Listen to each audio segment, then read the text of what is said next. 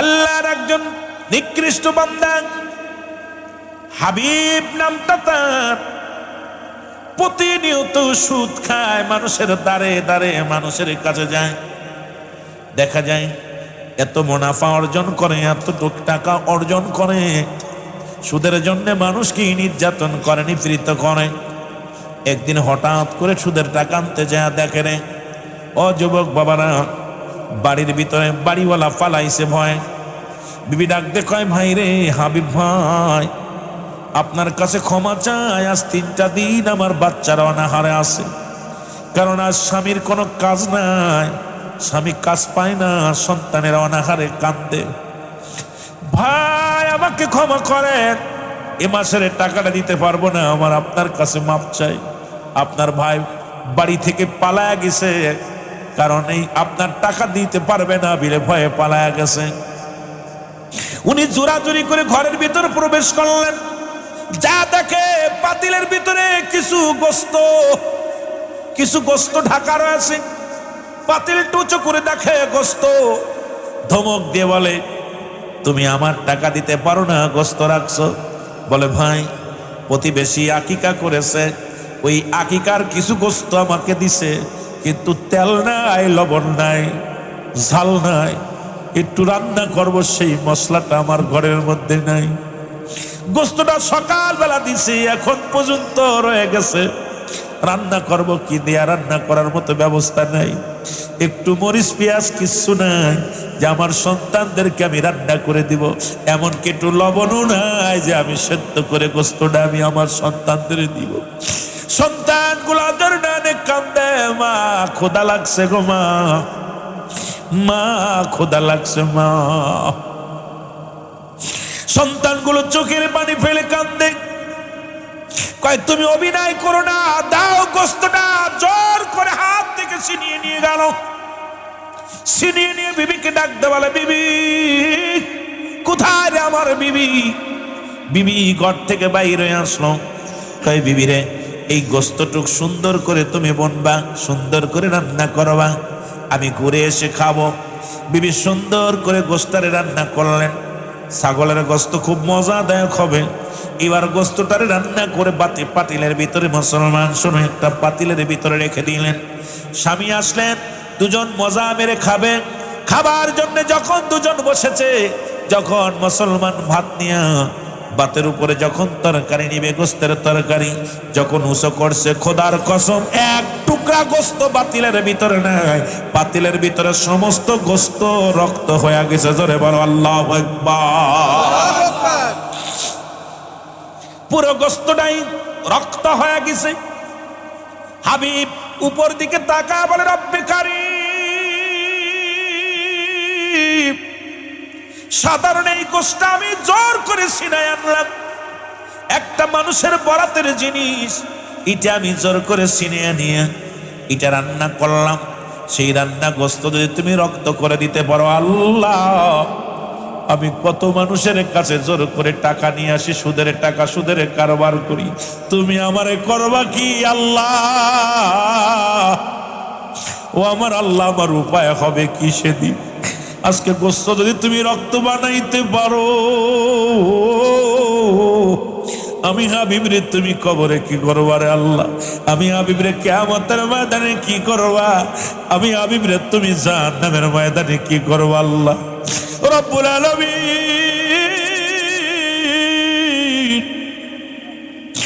আমি আর জীবনে কোনোদিন সুদের কারবার করব না, আমি আর জীবনে কোনোদিন সুদের কারবার করব না। আল্লাহ আমারে তুমি মাফ করে দাও। সঙ্গে সঙ্গে তওবা করেন, আস্তাগফিরুল্লাহ রাব্বি মিন কুল্লি যামবি ওয়া আতুবু ইলাইহি, লা হাওলা ওয়ালা কুওয়াতা ইল্লা বিল্লাহিল আলিয়্যিল আযীম। আশহাদু আন লা ইলাহা ইল্লাল্লাহু ওয়াহদাহু লা শারীকা লাহু, আশহাদু আন্না মুহাম্মাদান আবদুহু ওয়া রাসূলুহু। জোরে জোরে চিল্লা বলা যাবে না মারহাবা?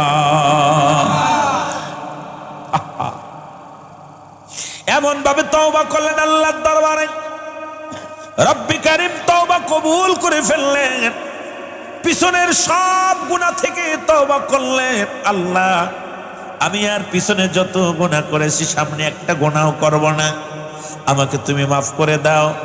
রব্বুল আলামিন, আমি আর ভুল পথে পা বাড়াইব না, আমি আর সুদের কারবার করব না, আজ থেকে ইবাদত ছাড়ব না, আজ থেকে নামাজ ছাড়ব না, আজ থেকে অসৎ পথে চলব না, আজ থেকে অন্যায়ের দিকে আর পা বাড়াবো না। রব্বুল আলামিন এমন ভাবে খুশি হয়ে গেলেন, এমন ভাবে ইবাদত বন্দেগী করার পরে এই পৃথিবীর মধ্যে সুদখোর হাবিবকে আল্লাহ রব্বুল আলামিন এই পৃথিবীর মধ্যে আল্লাহর ওলি বানায়া দিয়েছে। আরো জোরে, শুধু মানুষ না, আল্লাহর ওলি বানায়া দিছে।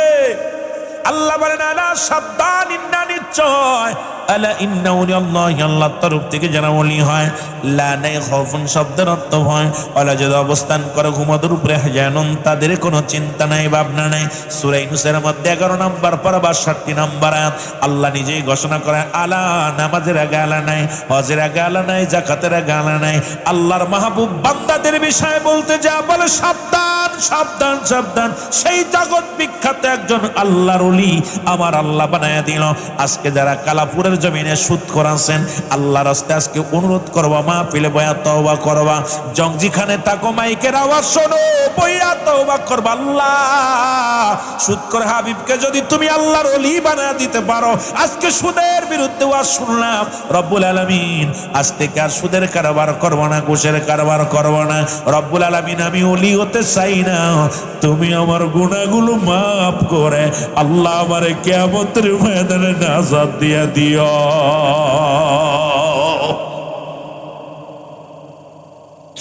আমার ভাইরা, আমার বন্ধুরা, আমার সুতরাং জীবন নয়, এমন একটা জীবন আসবে যে দেশে গেলে মানুষের বিচার হয়, যে দেশে গেলে মানুষের হিসাব হয়, যে দেশে গেলে মানুষ আর কোনোদিন ফিরে আসে না। সেই দেশটার নাম হলো মুসলমান, কবরের জগৎ।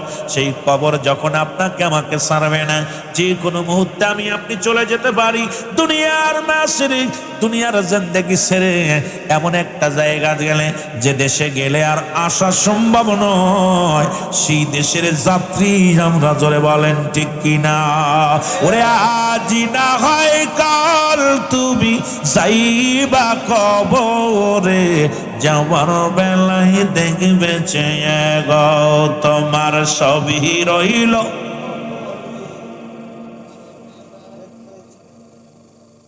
আহা, কিছু কি নিতে পারবেন নি? যাবার সময় একটু দেন না, যারা চলে গেছে, আপনার আব্বা, আপনার মা, আপনার ভাই, কত লন্ডন প্রবাসীরা বিদেশে যা কামাইতেছে আর দিচ্ছে আপনাকে, আপনারা খরচ করতেছেন। মরার পরে একটা ইট দিবেন নিজ কবরের ভিতরে, দিবেন? এটা ডলার দিবেন? কথা কয় না রে, দিবেন? কত সুন্দর সুন্দর বাড়ি বানাইছে, আর সেই বাড়ির নাম এক একটা কি তা করো, কথা কইতাম নি, ওরা ভালো জানে যারা বাড়ি বানাইছে। সিলেট আইলে দেখি রং বেরঙ্গের বাড়ি। আহা, মরার পরে একটু কাফনের কাপড়, এইটাও 2000 3000 টাকার, 1000 টাকার কাফনের কাপড়, 20 টাকার আতর, 10 টাকার আপনার ওই গোলাপ পানি। এরপরে আপনার কি হইল, হয় সব মিলে হয়তো 1002 টাকা নিয়ে যাবেন কবরে, 1-2 হাজার টাকা। আমার বাবারা, আর গরিব মানুষ মিলে হয়তো 1000 খানেক টাকা।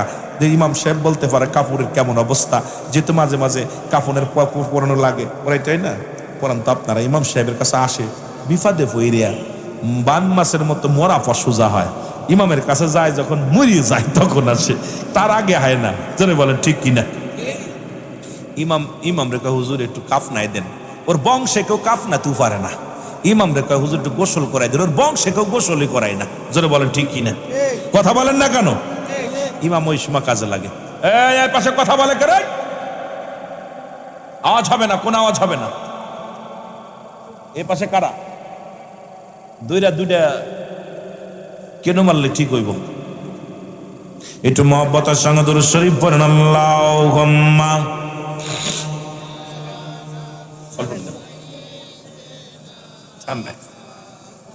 ওরে আজ না হয় কাল তুমি, আজ না হয় যাইবা কবরে যাবার বেলায় দেখবে চেয়ে গো তোমার সবই রইল পড়ে যাবা। তোমার দাদাই গেছে বাবাই গেছে কেউ আসলো না ফিরে, তোমার তো যাইতে হবে রে সবাই অন্ধকার কবরে, তোমার তো যাইতে হবে রে। বলো আজি না হয়, জোরে জোরে, আজি না হয় কাল তুমি যাই যাবার বেলায় দেখবে চেয়ে গো তোমার সবই রইল পড়ে। ঘর করলাম বাড়ি করলাম সবই যাইবা সেরে, জায়গা করলাম জমি করলাম সবই যাইবা সেরে, যেদিন আজরাইল ধরা দিবে রে, আহা যেদিন আজরাইল ধরা দিবে রে। ও ভাই আজি না হয় কাল তুমি, আজি না হয় যাবার বেলায় দেখবে চেয়ে গো তোমার সবই রইল আয় হায়, যাবার বেলায় দেখবে চেয়ে গো তোমার সবই রইল পড়ে। এ দুনিয়ার মুসলমান শোনে না, ইমানদারের বেঈমানের একটা কথা মনে পড়ে গেল গো,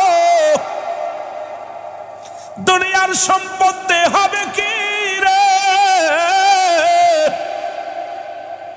বললাম কুল্লু মান আলাইহা ফান, দুনিয়ার সব শেষ করে দিবে আমার আল্লাহ।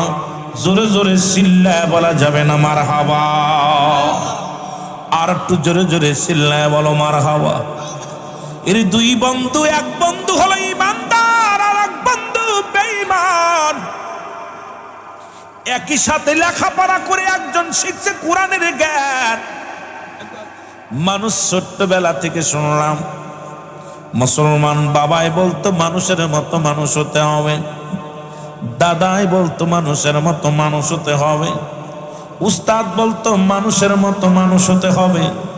ও মুসলমান শুনে নাও, আজকে বুঝলাম কেন বলতো মানুষের মতো মানুষ হতে হবে। লেখাপড়া শিখে বড় ডিগ্রি অর্জন করে যাদের কাছে মা বাবার কোনো মূল্য নাই, এই সন্তান মানুষ, সে মানুষের মতো মানুষ হতে পারে নাই। জোরে বলেন ঠিক কিনা? ও যুবক, দিলের কান্ডা লাগা শোনো, লেখাপড়া শিখে আর ডিগ্রি অর্জন করে চেয়ারের মধ্যে বইয়া লক্ষ লক্ষ টাকা ঘুষ খায়। সুদ ছাড়া চলে না, ঘুষ ছাড়া চলে না। এ হারামখোর শোন, বিদেশ থেকে ডিগ্রি আনছি, কোন ভাবে সুদ খাওয়া যায়, কোন ভাবে ঘুষ খাওয়া যায়। খোদার কসম করে বলি, যাদের ঘুষ ছাড়া, যাদের কলম চলে না, এই সমস্ত সন্তান আদি, এই সমস্ত অশিক্ষিত জানোয়ার গুলো মানুষ হতে পারে নাই, এরাও অমানুষ। জোরে বলেন ঠিক কিনা? এরে আমার বাসায় আমি বলি জানোয়ার, খিনজিরের চাইতেও খারাপ, ঘুষখোর সুদখোর। আবার ছেলে নিয়ে গর্ব করে, আমার ছেলে বড় অফিসার।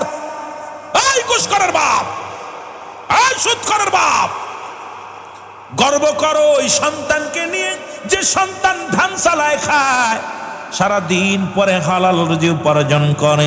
গর্ব করো এই সন্তানকে নিয়ে যে সন্তান হাজার কষ্টে থাকলো হারাম জিনিস ভক্ষণ করে না। গর্ব করো এই সন্তানকে নিয়ে যে সন্তান দুনিয়ার মধ্যে আমার খাজা মাওলানা একবার মরদনে সোনা। আল্লাহ আল্লাহ خلافه بخشه یاسو خلافه بخشه یاسو তালা জিঞ্জির খোলো না হায় হায় তালা জিঞ্জির খোলো না একবার মার দেনে এসো না বাবা মৌলানা একবার মার দেনে এসো না আল্লাহ আল্লাহ জোরে জোরে বাবা এটা সিয়াদ দেন মুসলিমের এটা সিয়াদ দেন বাও বাও মৌলানা একবার আমার ধ্যানে সোনা আল্লাহ আল্লাহ তোমার খেলা তুমি খেলো আমায় করো বাহানা তোমার দিদার হইতে দৌড়ে ফেলে দিও না গো দৌড়ে ফেলে দিও না আল্লাহ আল্লাহ বাবা নৌরিনা একবার মার ধ্যানে সোনা আল্লাহ আল্লাহ খাও যাও নৌরিনা একবার আমার ধ্যানে সোনা আর কির খেলাও পে বসে আসো কির খেলাও পে বসে আসো তালা জিঞ্জির খোলো না বাবা তালা জিঞ্জির খোলো না একবার আমার দেনে সোনা আল্লাহ আল্লাহ আল্লাহ আল্লাহ আল্লাহ আল্লাহ ৭০,০০০ পর্দার নিচে লুকাইয়া রইলা কন্দোষেতে দাও না দেখার বলি আনা বলিলা ৭০,০০০ পর্দার নিচে আর লোকাইয়া রইলা আর কন্দোষেতে দাও না দেখা বলি আনা বলিলা আর রূপ দেখাইয়া সইলা গেলা রূপ দেখাইয়া সইলা গেলা আমায় করে বাহানা হায়রে আমায় করে বাহানা একবার আমার দেনে এসো না বাবা নুরিনা একবার আমার দেনে এসো না আল্লাহ আল্লাহ আর কির খেলাও পে বসে আসো কির খেলাও পে বসে আসো তালা জিঞ্জির খোলো না তালা জিঞ্জির খোলো না একবার আমার দেনে এসো না বাবা নুরিনা একবার আমার দেনে এসো না একবার আমার দেনে এসো না আল্লাহ আল্লাহ আল্লাহ আল্লাহ জোরে জোরে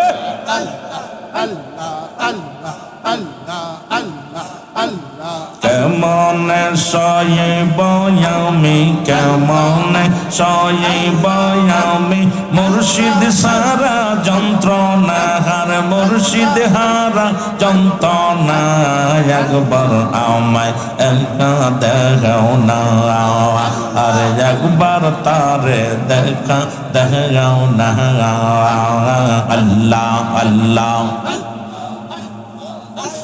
কেমনে সইব আমি কেমনে সইব আমি মুর্শিদ হারা বেদনা আর মুর্শিদ হারা বেদনা একবার তারে দাও না নিয়া আর একবার তারে দাও না নিয়া আয় আল্লাহ আল্লাহ আল্লাহ আল্লাহ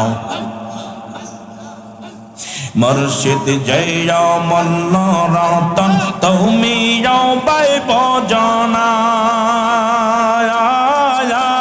মুর্শিদ বিদে এই গোলামের কেউ তো ভালোবাসে না রে কেউ তো ভালোবাসে না আর মুর্শিদ জয় মল্ল রতন কেউ তো ববে বোঝে না মুর্শিদ সারা এই গোলামের কিসো ভালো লাগে না রে কিসো ভালো লাগে না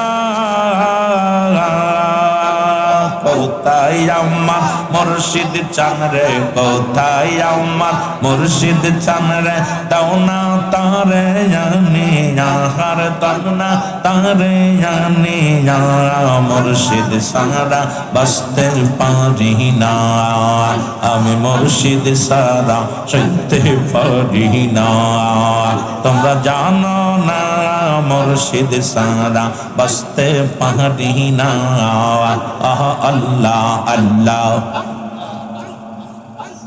জলসারা মিল শূন্য ভরে রইতে পারে কত কোন তোমারে না দেখলে মুর্শিদ ঘরে এ নয় রে মনার জলসারা মিল শূন্য ভরে আর রইতে পারে কত কোন আর তোমারে না দেখলে মুর্শিদ বাসে না আমার আর তুমি বিনে এই জগতে তুমি বিনে এই জগতে বান্ধব কেহ পাইলাম না হার বান্ধব কেহ পাইলাম না মুর্শিদ সারা বাঁচতে পারি না আমার দয়াল সারা বাঁচতে পারি না তোমরা একবার তারে দাও না এনে একবার তারে দাও না এনে দেখব নয়ন বরি আমি দেখব নয়ন বরি মুর্শিদ সারা বাঁচতে পারি না আল্লাহ আল্লাহ আল্লাহ আল্লাহ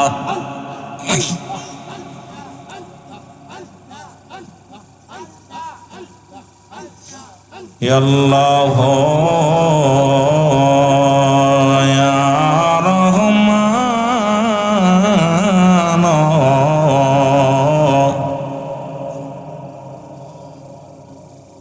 কেমনে সইব মুর্শিদ তোমার বিরহ যন্ত্রণা গো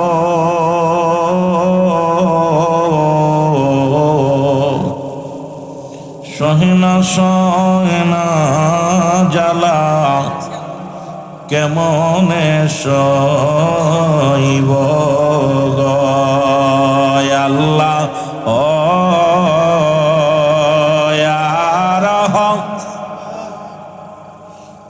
ইয়া রহিম আল্লাহ ও ইয়া রহমান ইয়া بلغ العلا بكماله كشف التجى بجماله حسنت جميع خصاله صلوا عليه وآله الحمد لله সমস্ত প্রশংসা সেই মহান রব্বুল আলামিন দরবারে। আজকে কালাপুর বাজার সংলগ্ন মাঠ দাওয়াতিয়া জীবস্যান ইসলামী জলসা, রব্বুল আলামিন আপনাকে আমাকে আসার মতো বসার মতো সুযোগ দান করলো। উচ্চ কণ্ঠে আওয়াজ দিয়ে বলেন আলহামদুলিল্লাহ। আজকের এই মাহফিল থেকে সালাম ও কদম মুছি জানাই কুল কায়নাতের নবী, নবীদের নবী, রাহমাতাল লিল আলামিনের পুত পবিত্র কদম মোবারকে সালাম ও কদম মুছি জানাই বাংলাদেশের অসংখ্য হক্কানি ওলি আল্লাহদের কদম মোবারকে সালাম জানাই আমার জিন্দা পীর জামানার মহাকামেল আখিরি মুজাদ্দেদ যুগশ্রেষ্ঠ কামেল বিশ্বলিখা দাওয়া ফরিদপুরি কুদ্দুসের পুত পবিত্র কদম মোবারকে সালাম জানাই আলহাজ খাজা মিয়া ভাইজান মুজাদ্দিদ সাহেব, আলহাজ খাজা মিয়া ভাইজান মুজাদ্দিদ সাহেবদের পুত পবিত্র কদম মোবারক। সালাম জানাই আজকের মাহফিলের সম্মানিত সভাপতি, অত্র এলাকার গৌরব, আজকের এই কালাপুর ইউনিয়নের সম্মানিত উপদেষ্টা জনাব মোহাম্মদ আসাব মিয়া সাহেব, আজকের মাহফিলের সহসভাপতি জনাব মোহাম্মদ মহসিন মিয়া সাহেব, কর্মী প্রধান কালাপুর ইউনিয়ন, সম্মানিত আমার জাকের ভাই হাজিরা আছেন প্রধান অতিথি হিসেবে বিশ্ব জাকের মঞ্জিল মৌলভীবাজার সম্মানিত সহকারী কর্মী প্রধান জনাব ভাই মিশলুর রহমান সাহেব, অত্যন্ত আদবের একজন জাকের, মহব্বতের জাকের। আমি ওনার ভিতরে দেখছি কোনো অহংকার, অহমিকা, ভিতরে কোনো তাকাতবাড়ি যেগুলো নাই। আমার কেবলাজান হুজুরের একনিষ্ঠ গোলাম হিসেবে কাজ করতেছেন। আমার আর এক জাকের ভাই জনাব ভাই মোহাম্মদ কামাল ভাই, আলী ভাই আছেন, কামাল ভাই আছেন, এগুলো নামগুলো লিখতে হয়। সামাদ ভাই আছেন, আমার সুপরিচিত। কামাল ভাই তো অতুলনীয়, হুজুর পাকের হাতে গড়া মানুষগুলো। আলী ভাই, সামাদ ভাই সবই তো হুজুর পাকের হাতে গড়া। এই সমস্ত জাকের ভাইদের সালাম জানাই। সালাম জানাই আজকের মাহফিলের সম্মানিত ওলামা ইকরাম যারা আলোচনা করেছেন, হাফেজ হযরত মাওলানা আব্দুল মজিদ সাহেব, জনাব হযরত মাওলানা আনিসুর রহমান সাহেব, জনাব হযরত মাওলানা ইমরান হোসেন মাজারি সাহেব। আমার পরে আলোচনা করবেন জনাব গাজী জসিমউদ্দিন জিহাদি সাহেব। আজকের মাহফিল পরিচালনা আছেন ভাই জনাব হযরত মাওলানা রুহুল আমিন আবেদি সাহেব। অন্যান্য ওলামা ইকরাম, মসজিদের ইমাম সাহেব, মুসল্লিগণ, ইন্তজামে এলাকার এই কালাপুর এলাকার জাকেরান ও আশেকান বিন্দু সকলকে জানাই মোবারক। দাওয়াত ক্রমে জানিয়েছিলেন আজকের এই মাহফিলের মনোর মিয়া সাহেব, নুরুল মিয়া সাহেব সহ সকল সামনের উপস্থিত আশেকান জাকেরান ধর্মপ্রাণ মুসলমান ভাই বন্ধুগণ, পর্দারের মা বোনেরা, সকলকে জানাই সালাম, আসসালামু আলাইকুম ওয়া রাহমাতুল্লাহি ওয়া বারাকাতুহু। বিশেষ করে ভাই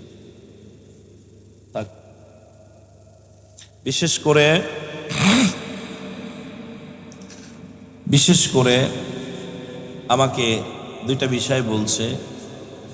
আমাকে ভিতর থেকে আমার মুরব্বী বলছে, বাজান একটু কারবালার ওয়াজ শোনাইবে। আশা পর ধরছে। এরপরে এক একজন এক এক প্রকার, একজন কাব্বা মা বাবার ওয়াজ করবে, একজন কয় হুজুর সুদ ঘুষের ওয়াজ করবেন, একজন কয় হুজুর কবরের ওয়াজ করবেন, কিয়ামতের ওয়াজ করবেন। কথা বুঝেননি? তা সব মিলা ওয়াজ যেগুলো সাবজেক্ট পাইছি এগুলো কইতে গেলে আমার রাত শেষ। কথা বুঝেননি? এখানে হয়তো ঘন্টা দেড়েক ঘন্টা দিয়ে আলোচনা করব। তার ভিতর যে সাবজেক্ট যেগুলো পাইছি, সুদকে আল্লাহ হারাম করেছে, ব্যবসাকে আল্লাহ হালাল বলেছে। যেটা বলেন মারহাবা।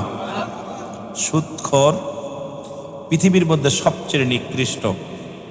কিয়ামতের ময়দানে সুদখোরের অবস্থান হবে হুবুল ফুজুল, নিম্ন কাতারের একটা জায়গা, জাহান নামের একটা নিম্ন স্তরের জায়গা, যেখানে মহিলাদের হায়া নিফাসের পানি, পচা গোলা পুষ, রক্ত পানি, এক কথায় ওই যে ময়লা আবর্জনা ভাত দেখছেন না রাস্তার কুলে, ওগুলো ধুয়ে ধুয়ে নিচু জায়গা চলে যায়।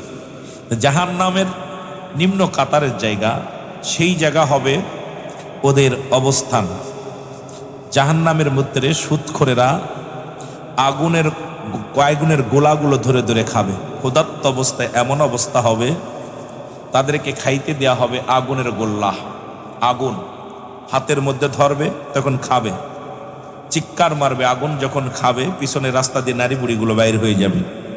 জাহান্নামীদের, যেহেতু আমার সুদ ঘুষের কথা বলেই শুরু করি, যেহেতু ইমাম সাহেব হুজুর মুখ দিয়ে বাইর হয়ে গেছে, একটু কথা না কয়ে অন্যদিক গেলে হুজুর খুব দেখো আমি আলেম মানুষ, আলেম ভাই রাখলো না কথাটা, তারপরে নামের লগে নাম মিল আছে, কথা বুঝেননি, দুস্থ মানুষ, মিতা মানুষ। জাহান্নামীদের এমন অবস্থা হবে, পায়খানা প্রস্রাবের রাস্তা দিয়ে এরা, এবং জাহান্নামের সবচেয়ে ভয়ঙ্কর শোনেন, এদেরকে আগুনের নদীতে নিক্ষেপ করা হবে। কিসের? যেটা বলেন সুদখোরদের, সুদখোর এবং ঘুষখোর। আমার কথা বলে, এর মধ্যে আবার আছে সগলখোর। তিনটা শ্রেণী মানুষ। এই তিন শ্রেণী মানুষদেরকে আগুনের নদীতে নিক্ষেপ করা হবে। কিসের নদী? এই জোরে বলো, কিসের নদী? আগুনের নদী। সুদখোর, গিবাতখোর যেটা অহংকারী, এবং ঘুষখোর, এদের জায়গা হবে নিম্ন তিস্তার হব্বুল ফজল, নিম্ন কাতারের জায়গা। আর এদের অবস্থা এমন ভয়ঙ্কর হবে, সেটা হলো আগুনের নদীর ভিতর ফেলে দেওয়া হবে। আর তখন তারা কুল পাওয়ার জন্য খুব চেষ্টা করবে। যখন আসবে মালেক ফেরেশতা, আবার তাদের লোহার ওই আঙ্গার দিয়া, যেটা বলা হয়, আমরা কি বলি আঙ্গার বা আংটা, লোহার আংটা থাকবে, এইটা দিয়ে একটা জাহান্নামের ভিতরে 70,000 রশি লাগানো থাকে। কত হাজার? এটা সুরদে কইতে গেলে 2 ঘন্টা লাগবে, আমি কিন্তু মেলা ওয়াজ করে ফেলতেছি, কথা বুঝেননি? এইটারে একটু ব্যাঙ্গা সুরা কইলে ঘন্টা অনেক করা যাইব, এই জন্য অল্প সময়ের মধ্যে 3 ঘন্টার ওয়াজ করবো, বুঝেননি? আগুনের আংটা দাগ দিয়া 70,000 রশি লাগানো থাকবে জাহান্নামের ভিতরে। এক একটা রশির ভিতরে 70,000 ফেরেশতা ধরে টানবে। তাহলে জাহান্নামটা কত ছোট, কথা বুঝেননি? কত বড়? মনে হয় কালাপুরের মতো, মৌলভীবাজারের মতো বিশাল, মহান বিশাল সাগর, যার ভিতরে নিক্ষেপ এইরকম 7টা জাহান্নাম। আর এদের ভিতরে নিক্ষেপ করবে কাফের, মুশরিক, মুনাফিকদের জন্য প্রস্তুতি করে রাখছে আমার আল্লাহ। এই জন্য ছোট্ট একটা আয়াত পড়েছে, উইদ্দাত লিল কাফিরিন, কাফের, বেঈমান, মুনাফিকদের জন্য প্রস্তুতি করা আছে 7টা জাহান্নাম। কেডা কেডা যাবে? কেউ নাই রে। এত মজার জায়গা, আগুন দিব, সাপ দিব, এরপরে গর্জন মারবো, সাপ বিছাইয়া খাইব, দেহটার মধ্যে এক পা থেকে আর এক পাশে একদম অবস্থা খুব শোচনীয় করে ফেলবো। এর মধ্যে চাইতে মজা লাগবো তো, শীত লাগবো না? যাইবেন না কেউ? আল্লাহ আমার ভাইদের কবুল করে নাও, জাহান্নামের গেট পর্যন্ত নিও না। জোরে বলে না আমিন। দোয়া করে দিলাম, আল্লাহ যেন আমাদের না নাই। জোরে বলো না আমিন। কবুল করার মালিককে, দোয়া করার দায়িত্ব আমার দিছে, মালিক হলো আল্লাহ। এই জন্য আল্লাহরে বলি, আল্লাহ আমাদের এখানে নিও না। জাহান্নামীরা চিৎকার মেরে বলবে, রব্বুল আলামিন,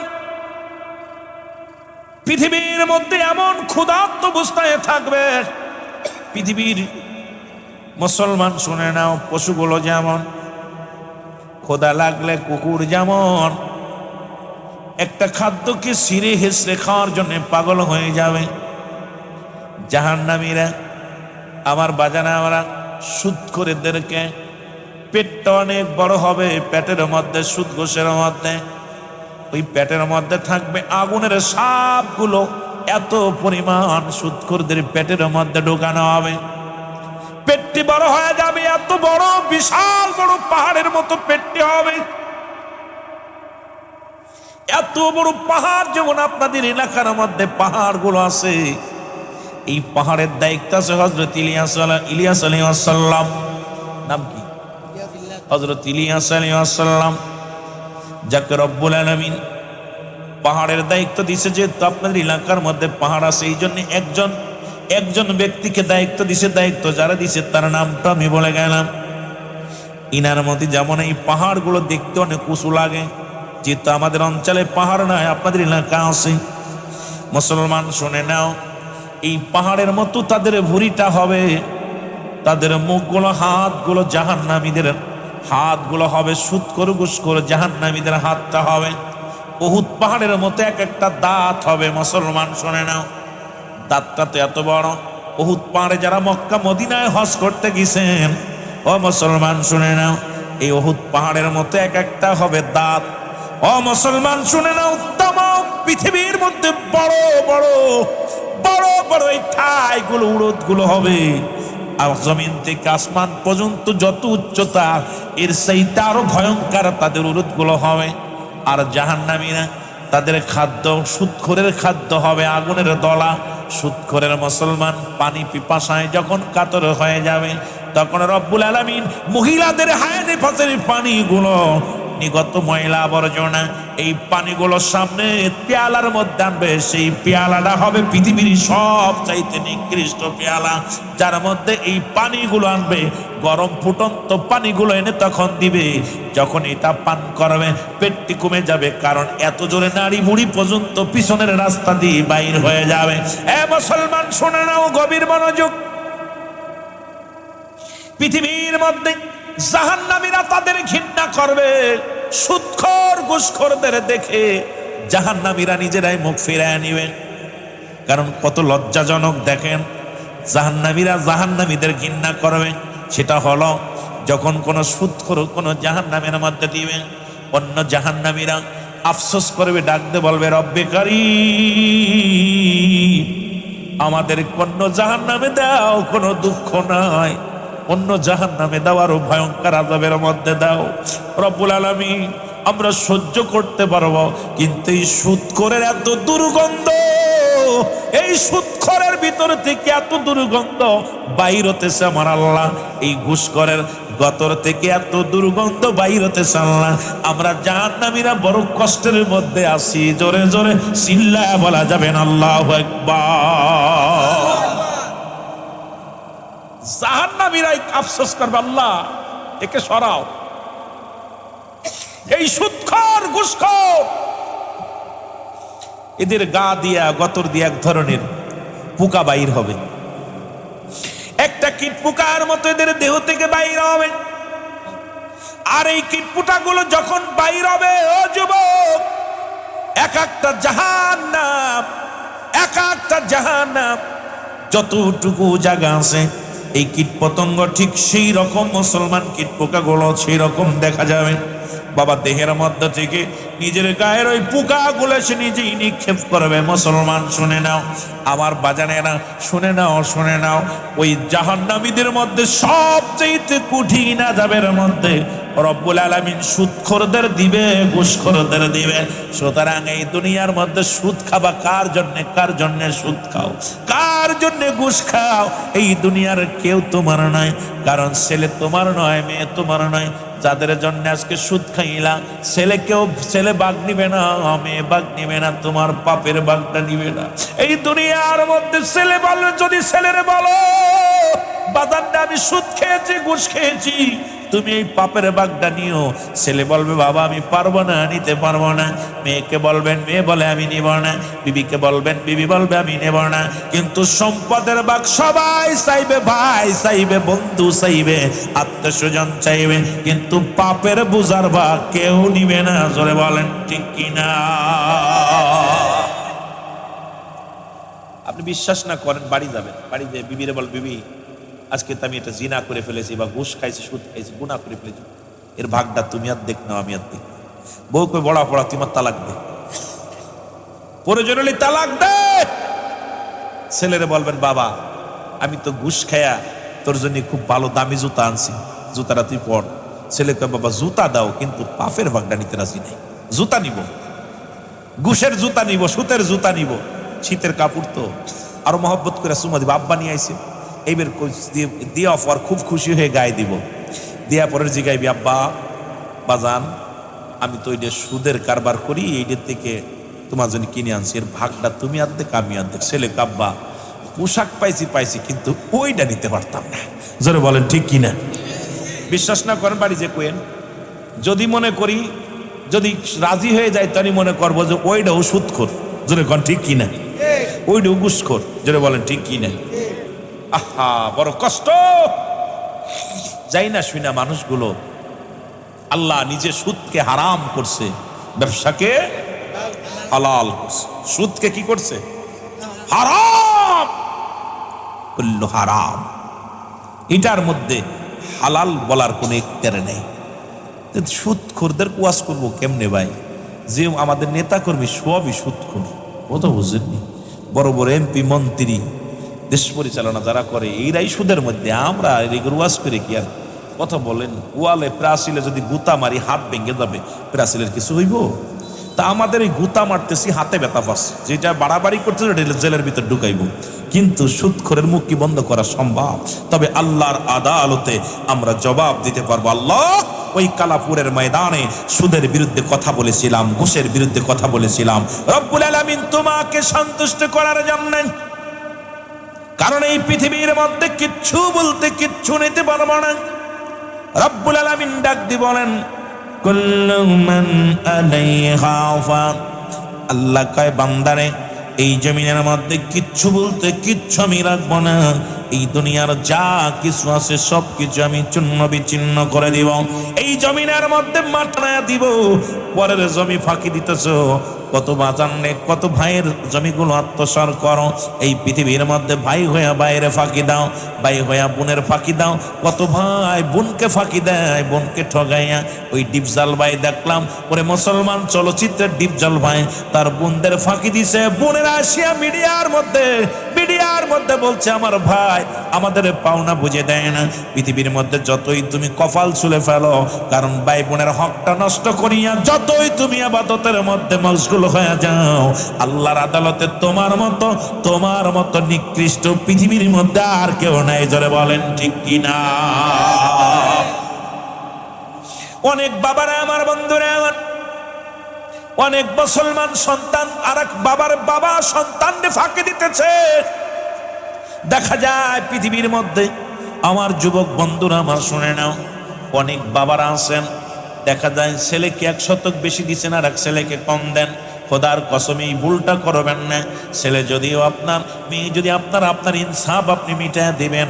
ইনসাফ যখন বাগাবাগি হবে তখন তারে বুঝাইতে পারেন, বাবারে ও অসহায় মানুষ, ও তো কর্মজীবী নয়। বাবা তোদের কাছে অনুরোধ করি, তোরা যদি একটু পারিস, তোরা 3 ভাই তোদের 7 সাল ভালো চলে, তোর ছোট ভাই বা তোর বড় ভাইকে একটু দেখে রাখ বাবা। যখন যদি সন্তানেরা নিজ হাতে যদি মুসলমান মেনে নেয়, যদি মুসলমান শুনে না বাবার আদেশ, মুসলমান শুনে নাও, তাহলে আপনি করতে পারেন। কিন্তু আমার দেশে প্রায় শতকরা 20 জন বাবা মা এখন বর্তমান বাংলাদেশে একতরফা শুরু করেছে। এক ছেলেকে দেয় আর এক ছেলেকে ঠগায়, মেয়েদের ঠগায়, সন্তানের ঠগায়। ও মুসলমান শুনে নাও, খোদার কসম করে বলি, আল্লাহর আদালতে কেমনে জবাব দিব? তখন একটা চোখ টানা থাকবে, একটা চোখ কানা থাকবে, একটা অঙ্গহীন থাকবে। তখন মুসলমান শুনে নাও, অঙ্গহীন অবস্থায় কিয়ামতের ময়দানে উঠবে। তখন জিবরিল আমিন ফেরেশতারা জিগা, মুসলমান শোনো, জিগাইবে রব্বুল আলামিন এদের কি পাপ ছিল দুনিয়ার মধ্যে?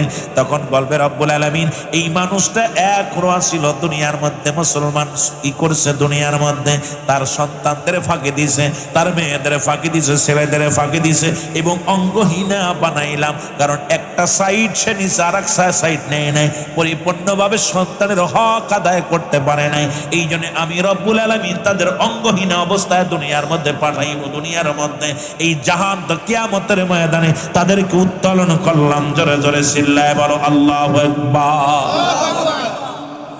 আমার ভাইরা, আমার বন্ধুরা আমার, এই পৃথিবীর মধ্যে সুদ হারাম না হালাল?